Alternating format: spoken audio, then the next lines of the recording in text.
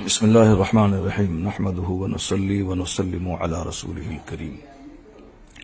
قابل صد احترام مشائخ اہل سنت، علماء اہل سنت و جملہ عوام اہل سنت، السلام علیکم ورحمۃ اللہ تعالی وبرکاتہ.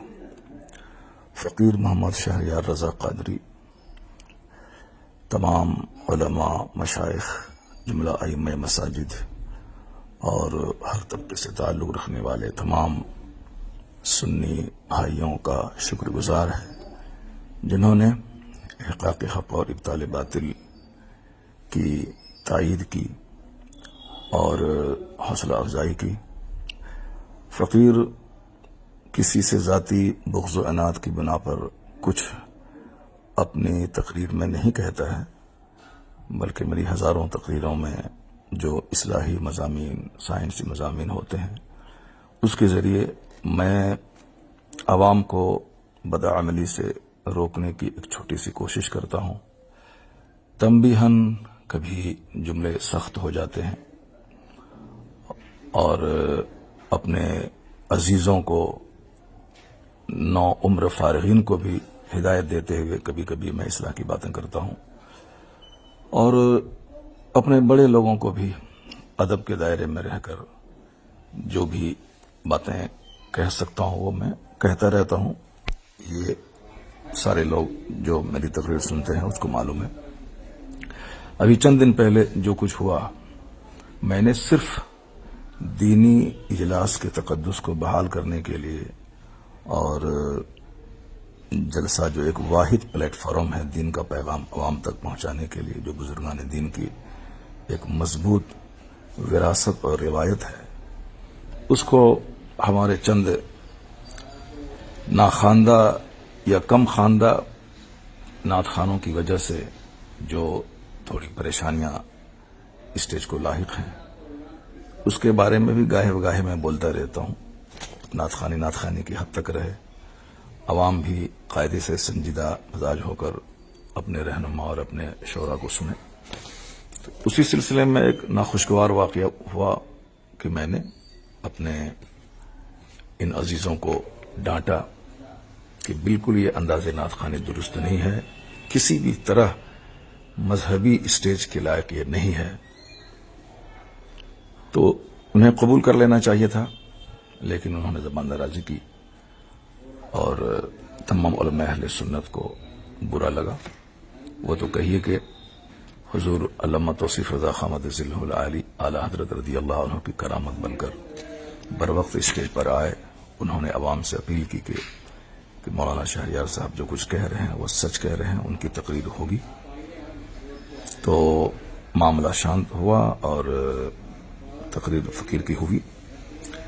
اور اس سلسلے میں بہت ساری باتیں سوشل میڈیاز پہ چل رہی ہیں، اور ہم سارے علماء کرام کا شکریہ ادا کرتے ہیں جنہوں نے میری تائید کی اور دلجوئی کی. بالخصوص مفتی شہزاد صاحب، مفتی شمساد صاحب، مفتی افضال صاحب، مفتی شفیق علیم حنفی صاحب اور مفتی عمران حنفی صاحب، اور جتنے بھی ہمارے احباب ہیں، مفتی اختر حسن علیمی صاحب، اور بہت سرکردہ افراد سماج کے، بہت ڈاکٹرز، پروفیسرز اور تمام اسٹیٹس کے بڑے بڑے لوگوں نے فون کر کے تائیدی جملے کہا. میں سب کا شکریہ ادا کرتا ہوں. چونکہ بہت سارے لوگ جلسے سے بالکل کٹ رہے تھے، آ ہی نہیں رہے تھے سننے کے لیے. چند کم پڑھے لکھے لوگ ہمارے جلسے میں رہ گئے تھے، تو اس لیے ان لوگوں کو لگا کہ جلسہ مروجہ نعت خوانی اور انداز نعت خوانی سے پاک ہونا چاہیے. ان کو اچھا لگا کہ آپ نے ایک ہمت کی کہا. تو میں نے کچھ ذاتی بغض و عناد کی وجہ سے نہیں، صرف مذہبی طور پر الحب فی اللہ والبغض فی اللہ کا جو درس حدیث میں دیا گیا ہے، وہ جو برائی سے نفرت ہے اور اس کام کی مذمت ہمارے علماء کرتے رہے. میں نے بھی کئی بار اپنے بڑوں کے ٹوکنے پر میں نے توبہ کی ہے. ناگپور میں حسینی میاں نے ایک بار مجھ کو ٹوکا، میں نے برجستہ پورے اسٹیج میں نے توبہ کی. ہمارے سیمانچل کے ایک بہت بڑے جلسے 50,000 کے مجمع میں غالباً میں نے آج سے 15-20 سال پہلے سبقت لسانی سے کچھ جملے نکلے، ہمارے مشائخ نے مجھے ٹوکا، میں نے فوراً برجستہ میں نے توبہ کی. یہ تو ہمارے بزرگوں کا طریقہ رہا ہے، اس پر عمل کرنا چاہیے اور اس طرح سے زبان درازی نہیں کرنی چاہیے. البتہ اب رہی بات کفیل امبر نے فون کر کے انہوں نے معافی مانگی ہے اور اپنے کیے پر سخت ندامت کا اظہار کیا ہے، تو حدیث پاک پر عمل کرتے ہوئے میں اسے معاف کرتا ہوں اور گزارش کرتا ہوں کہ مرتے دم تک کبھی بھی علماء مشائخ کی گستاخی نہ کریں۔ اللہ رب العزت نے جو عزت دی ہے تو اس عزت کو شرعی حدود میں رکھتے ہوئے اس نعمت کا شکر ادا کریں اور کبھی بھی اپنے ترفع اور گھمنڈ کا مظاہرہ نہ کریں۔ خاموشی میں نجات ہے، بہت ساری باتیں مصلحتاً خاموش رہنے سے ختم ہو جاتی ہیں۔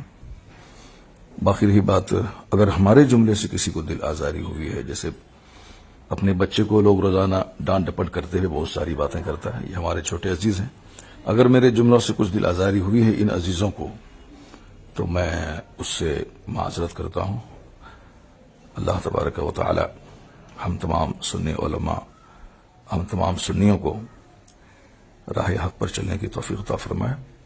باقی جلسہ کرانے والے سارے عوام سے میں گزارش کرتا ہوں کہ جلسہ کرتے ہوئے اپنے علاقے کے ذمہ دار علماء سے رابطہ کریں اور بالکل کم خرچ، صاف و شفاف جلسہ، تاکہ لوگ جلسوں سے لوگوں کو نفرت نہ ہو، اور جلسہ روز ہو تو 2-3 گھنٹے کے جلسے میں شرکت کرنے میں لوگوں کو بوجھ نہ ہو۔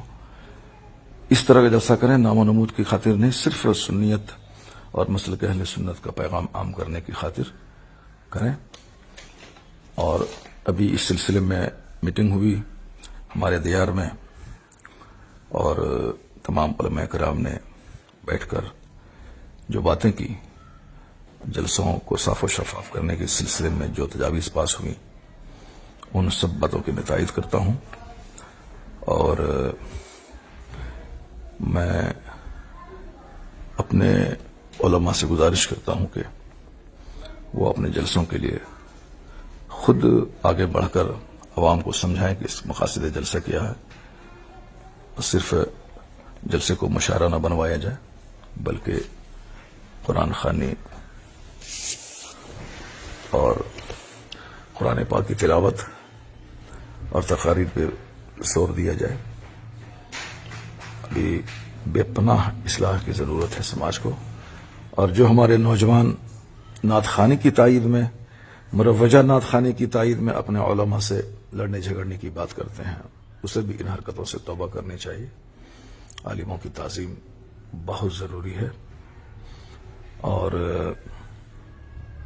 مجلس میں جو بھی بات ہو جائے شرعی طور پر اس کو حل کرنا چاہیے، نہ کہ اس معاملے کو اپنے ہاتھ میں لے کر لڑائی جھگڑے کا ماحول پیدا کرنا چاہیے۔ علماء کرام اگر کسی بات کی گرفت کرتے ہیں تو عوام کو غور سے سننا چاہیے، نہ کہ اس کو عام لوگوں کی طرح لڑائی جھگڑے کا رنگ دینا چاہیے۔ میں ان سارے نوجوانوں سے گزارش کرتا ہوں جنہوں نے جلسے کو دوسرا رنگ دینے کی کوشش کی، خبردار کبھی بھی اپنے علماء کی عزت سے کھلواڑ نہ کریں، علماء کی عزت کریں اور ان کی باتوں کو غور سے سنیں۔ اگر وہ کسی خطا پہ، غلطی پہ گرفت کرے تو اس گرفت کو تسلیم کریں۔ اگر گرفت کرنے والے سے کوئی خطا ہوتی ہے تو وہ بھی علماء کرام کی تنبیہات سے آزاد نہیں ہے۔ اپنے بڑوں کا ہمیشہ ادب اور احترام کرنا چاہیے۔ اگر کوئی گرفت کرے تو اس کی اصلاح کو قبول کرنا چاہیے۔ تو میری طرف سے بھی اگر کوئی دل آزار جملے نکلے ہیں، آج بھی ہوں یا کبھی بھی ہوں، میں ان تمام دل آزار جملوں سے رجوع کرتا ہوں، توبہ کرتا ہوں۔ اللہ تعالیٰ مجھے ہمیشہ حق بولنے، حق سننے، حق پر عمل کرنے کی توفیق عطا فرمائے۔ اللہ تعالیٰ مسلک اعلیٰ حضرت مسلک اہل سنت و جماعت کو خوب فروغ اور ترقی دے، اور تمام ذاتی اختلافات، بغض و عناد اور حسد اور کدورت سے تمام مسلمانوں کو بچنے کی توفیق عطا فرمائے۔ آمین۔ وآخر دعوانا الحمد للہ رب العالمین۔